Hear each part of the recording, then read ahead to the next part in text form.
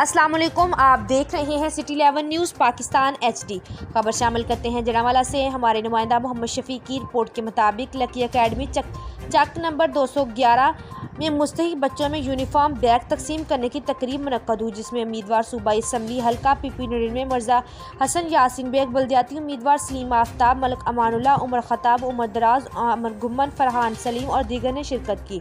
इस मौका पर खताब करते हुए उम्मीदवार सूबाई असम्बली हल्का PP 99 में मिर्जा हसन यासीन बेग ने कहा, हम सबसे पहले बच्चों को सच बोलना और बड़ों का एहतराम करने की तरबियत देनी चाहिए। तमाम असातिज़ा स्थानियों को तुलबा तालिबात की तालीम की तरफ खुसूसी तवज्जो देनी चाहिए।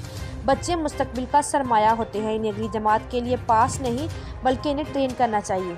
मज़ीद खबरों के लिए देखते रहिए सिटी 11 न्यूज़ पाकिस्तान।